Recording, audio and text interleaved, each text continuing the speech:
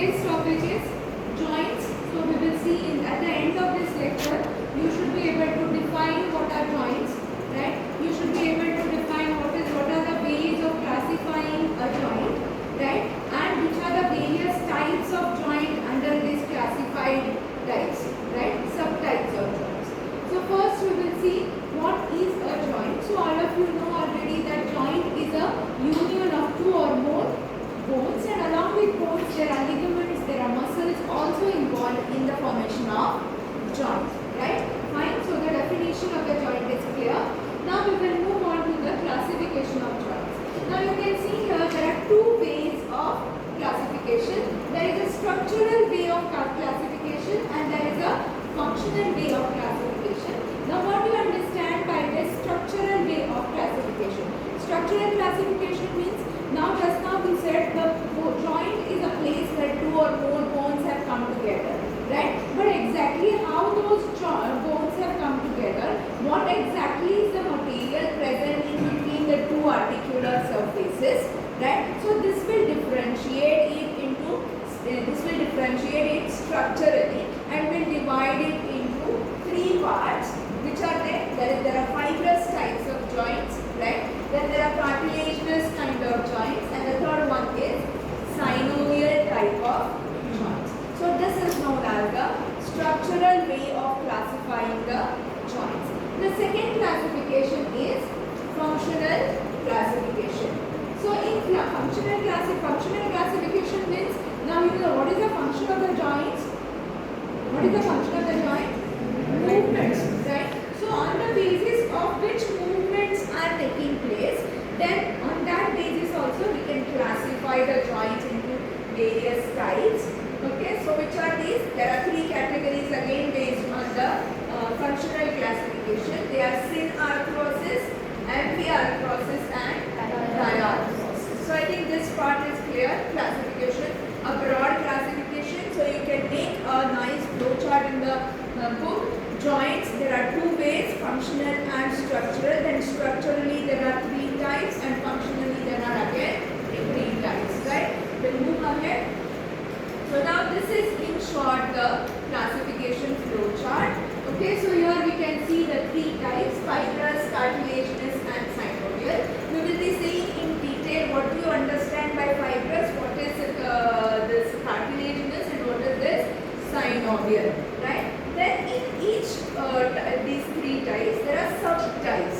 Okay, so in fibrous joints there are sutures, there is syndesmosis and there is kyphosis.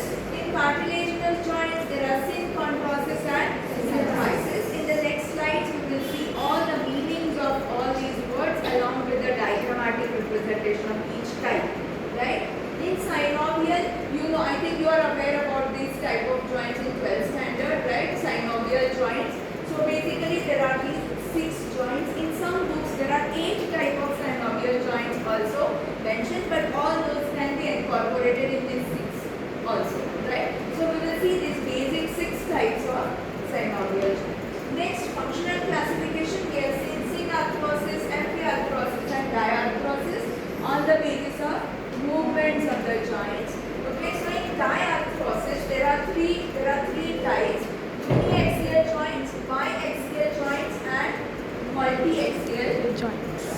Right? So this is entirely the basic classification of joints. So during exams in theory paper, a question can be asked like, write the classification of joints according to modern science and explain any particular joint in detail.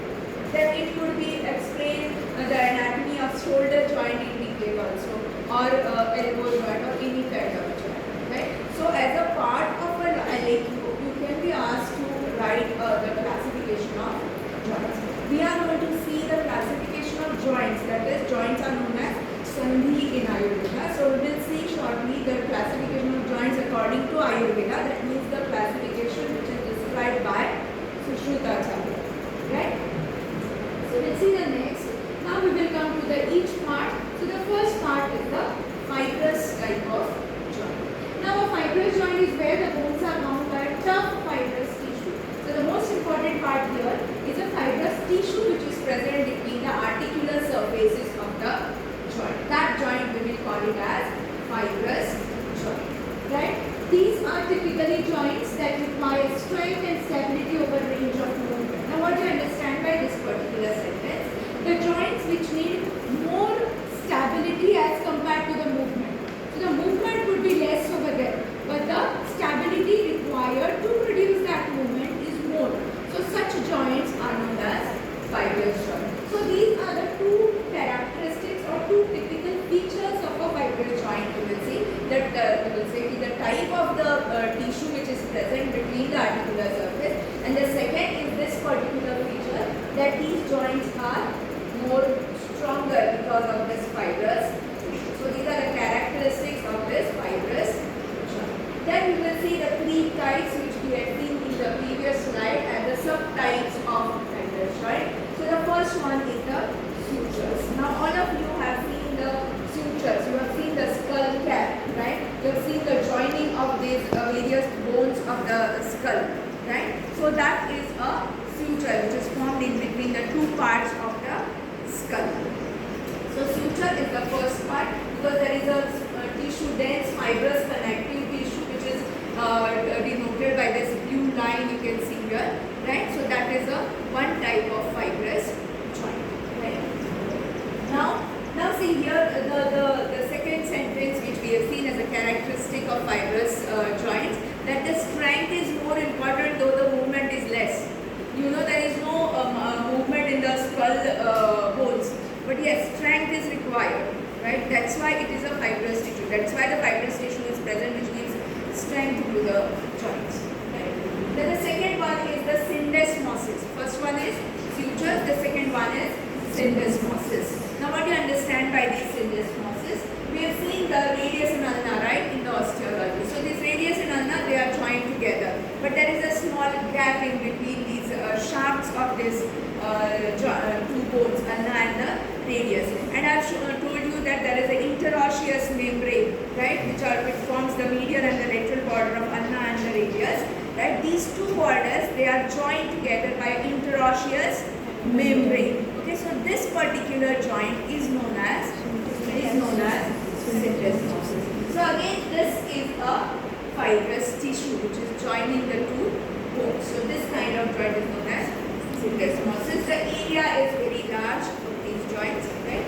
Then the next is the comphosis. Comphosis means the tooth का जो socket है, the socket of the tooth and जिसमें teeth बैठेगा, right? So that forms the comphosis where there is a fibrous tissue again present as a bending in between the teeth and the socket of the joint. Okay? So this is the basic classification of the fibrous